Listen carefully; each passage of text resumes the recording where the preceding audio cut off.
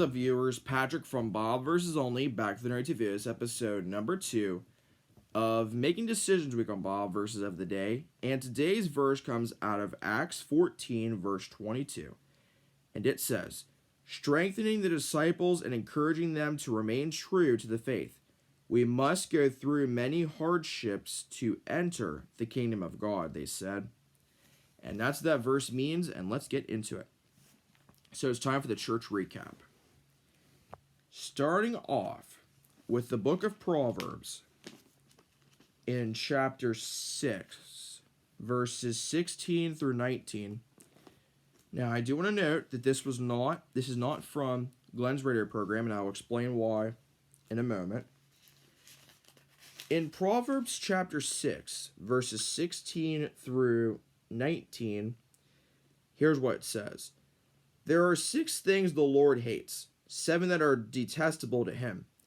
Haughty eyes, a lying tongue, hands that shed innocent blood, a heart that devises wicked schemes, feet that are quick to rush into evil, a false witness who pours out lies, and a person who stirs up conflict in the community. Now going to the book of Songs. In Song chapter 139, verses 13 and 16.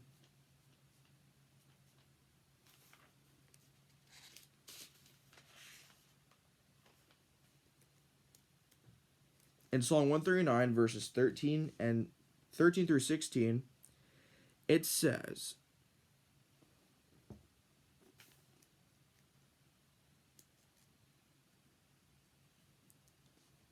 for you created my inmost being. You knit me together in my mother's womb. I praise you because I am fearfully and wonderfully made. Your works are wonderful. I know that full well. My frame was not hidden from you when I was made in the secret place, when I was woven together in the depths of the earth. Your eyes saw my unformed body. All the days ordained for me were written in your book before one of them came to be. And finally, in Song 127, verses 3 and 5, actually 3 through 5, it says, children are a heritage from the Lord, offspring a reward from him, like arrows in the hands of a warrior. Are children born in one's youth. Blessed is the man, his quiver is full of them. They will not be put to shame when they contend with their opponents in court. So that's all for the verse portion of that particular radio program. Now, you're wondering, first of all, where do these verses even come from? Okay, let me set the stage for you. So, Glenn read a story that he wrote, I'm not sure how many years ago, and it was about a guy and going through his schooling years and his sports career and his life story.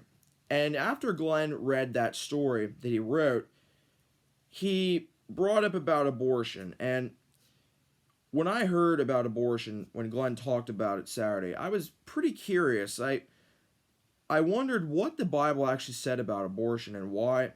Is there any, I'm not saying that, what Glenn said Saturday does not tell me that abortion is bad, because abortion is bad and it is a sin. But I wanted to dig deep and actually see what the Bible actually said about abortion. So that's why I read these verses and researched these verses to share them with you today. So now, Rob's sermon. In Psalm 119, verse 130, here is what it says. The unfolding of your words gives light. It gives understanding to the simple. Now staying with song in chapter 1, verses 1 through 6.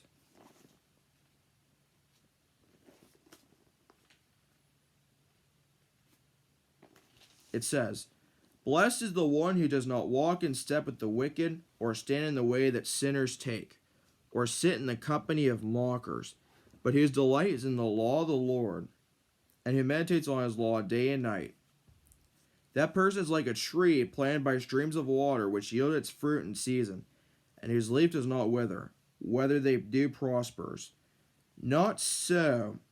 The wicked, they are like chaff that the wind blows away. Therefore the wicked will not stand in the judgment, nor sinners in the assembly of the righteous. For the Lord watches over the way of the righteous, but the way of the wicked leads to destruction. So now going to the book of Romans. In Romans chapter 8, verses 5 and 7, here is what it says. Those who live according to the flesh have their mind set on what the flesh desires. But those who live in accordance with the Spirit have their mind set on what the Spirit desires. The mind governed by the flesh is death, but the mind governed by the Spirit is life and peace. The mind governed by the flesh is hostile to God. It does not submit to God's law, nor can it do so. And finally in Romans chapter 10, verse 17, and it says, consequently, faith comes from hearing the message, and the message is heard through the word about Christ. And that is all for the verse portion. And the verse to leave you with today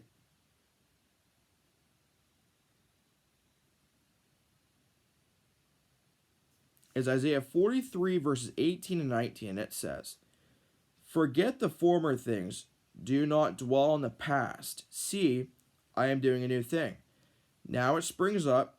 Do you not perceive it? I am making a way in the wilderness and streams in the wasteland. And that's going to be the video. Thanks for watching. And until next time again, viewers, in every way, God's way is always the best way.